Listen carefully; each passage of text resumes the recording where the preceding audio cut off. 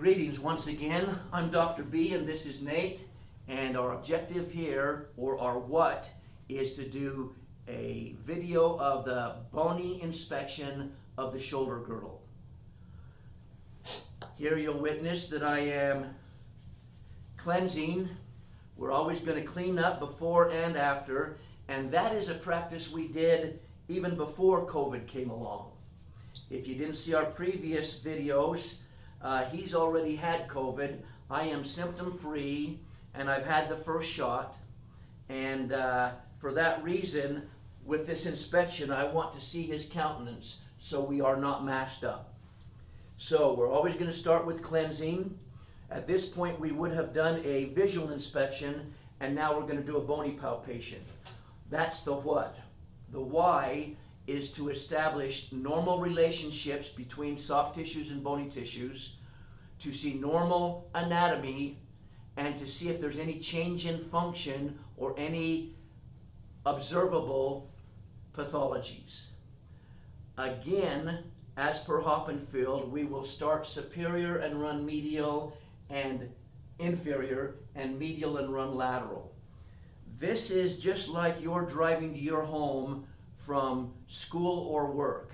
Sometimes you get caught on autopilot. You don't even have to think about it. You know, I skip this exit, I skip this exit, I skip this exit, and this is the exit I take. Then I take the third right and the second left. The anatomy stays consistent. The thing that will, and you already come to this course understanding the anatomy. What we do with Hoppenfield is give us a systemic pattern to consistently assess the same thing so that we can ensure that we're not missing anything. Having said that, the shoulder is divided into, the soft tissues are divided into 4 zones. That will be the next video. With the bones, we're going to start now medial and work lateral. Initially, we're going to start with the sternoclavicular joint here and right here. Suprasternal notch. When we palpate with the ears on our fingers, we are listening for tenderness, temperature, texture, bony and soft tissue landmarks, contraction, and consistency. Consistency would be something like, may I have permission to touch the region of your shoulder in order to assess the integrity of the bones? Yes. If I do anything that approaches you being uncomfortable, you let me know. You have all the power here. Okay? With the arm, you feel right here, you feel skin and bone. This is the consistency. That's normal. We have a bursa right there you don't feel because it's healthy. But if he had smacked his elbow and it was inflamed, bursitis, it would feel boggy. And that's the texture or the condition of the tissues. You know what bony tissue should feel like. You know what soft tissue should feel like. You know the clavicle is relatively smooth here. You might find some little bumps or divots where they don't belong, or some tender spots. You're listening with your fingers for anything that is not normal or elicits tenderness, and then you note and follow through. We would, of course, test bilaterally for what normal is, but we won't take the time with this video. Hoppenfield encourages the examiner to do it from behind. I prefer to do it from in front, and I will insist that we in this course do it from in front in order to watch the countenance. It would be okay from behind if you had a full body mirror in front of you and could watch their countenance.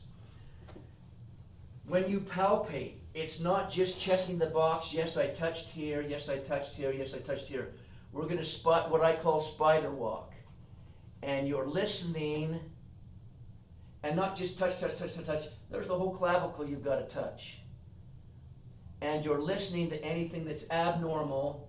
I'm not necessarily watching where I'm touching. I'm watching the eyes and the countenance for any wrinkled eyebrows or glaring laser eyes or whatever. Forgive my bald head in front of you. And also please forgive the gum, which lowers my IQ from a 75 to a 25, but I'm on some meds, and when I'm doing this much talking, I'll get cotton mouth and I'll seize up. So I wet the mouth with the gum. Please forgive. Suprasternal notch is the first landmark, and I'm looking for tenderness.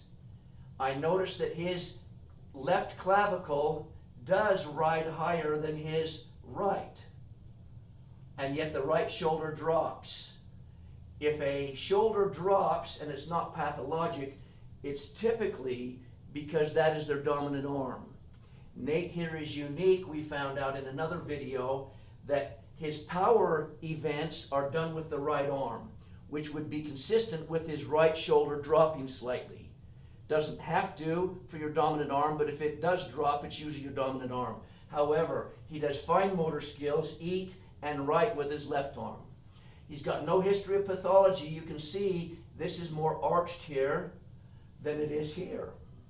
So I'm just making note. It doesn't bother him. We'll move on. So you'll note that I close my eyes as I'm listening. As I palpate around the clavicle, the medial 2/3 is convex. It bows out. Medial 2/3. No muscle tissue other than posterior and inferior on the clavicle, so it's well exposed. If this joint and the AC joint are ever disrupted because of the pressure through this strut, they will dislodge to some degree and they remain very prominent. You ever see somebody with a big bump there, you know they've sprained that joint at one time or here, and it usually never does take its normal shape again. Medial 2/3, convex. As I get to the concavity, where it starts to become concave, right there establishes the deltopectoral groove. The crease here, more prominent in some people than another one. This is an important landmark because from here, we're going to drop down about 2 fingers. Now this may be a little bit tender, that's normal. But if it's a real owie, you let me know. From here, we're going to drop down about 1 inch or 2 fingers, push posterior and lateral. And I can feel that there's soft tissue there. I've got anterior deltoid and pecs, but there is a bony knob. That is the coracoid process. And I can roll my finger on that. Do it enough to feel the bone underneath, the roundness and the solid end feel versus a soft end feel, but not so much to harm them. You're coming from the deltopectoral groove or crease, and you're finding this coracoid process right there, and you're rolling your finger around on it. Thank you. From there, we're going to return back up, and I'm listening to the lateral third or the concave portion of the clavicle. The clavicle does flatten out as it goes lateral. It's more like a table, but eventually there's a little round knob at the very lateral end. It becomes more prominent, rounded. Moving lateral, medial to lateral, it's harder to find the true acromioclavicular joint. So we're going to go past that, step on the acromion process. A flat, exposed bone, no muscles come off the superior surface. Off the anterior surface, we have anterior deltoid. Lateral surface, lateral deltoid. Posterior edge, posterior deltoid, but nothing on top. It's often called the shoulder summit, but the acromion process. Having assessed it and listened to it all over, get close to the lateral end of the clavicle and move, push medially. Right there you can see where I step up. On yourself you can feel that. Go ahead and do that to yourself. Go to the acromion process and slide across, and all of a sudden there'll be a little step up. Right? That's called the step up test. Right where you step up is truly the lateral end of the clavicle, and that is the true AC joint. It's easy to miss the AC joint. People will come out here, people will come out here, because visually it looks like it can be there, but no. move medially, and you'll feel the step right there is the acromioclavicular joint. From the acromioclavicular joint, we are going to go to the greater and lesser tuberosity or tubercle of the humerus. Thank you. Hoppenfield has you stand behind and extend the elbow, extend the shoulder, and reach over the front. Again, I like to be in front. I can still extend. That rolls the head of the humerus out from underneath the acromion process to give you access to these. Hoppenfield instructs us to step off the acromion process laterally. I differ from this. My experience is step off anterior or anterolateral to here. And by putting the elbow back, it does roll the head of the humerus anterior, but it puts tautness on the deltoid, so it puts more pressure between you and the landmarks. I like to keep it right here, neutral. Step off immediately, anterior and slightly lateral. With that, I'm going to put my fingers on a diagonal. If they're in a straight line, they all feel or miss the same thing. On a diagonal, one of them at least will pick something up. Relax your arm, please. As I roll it out there, I feel a bump under this finger. I go back, it disappears, there's nothing. As I go in, oh, a great big bump. Nothing, little bump. Nothing, big bump.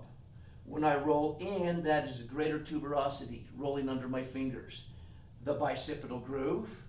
Be careful here, you put too much pressure, you'll irritate. If you probe a little bit, you'll feel a little pencil cord. That is actually the long head of the biceps deep to the anterior deltoid.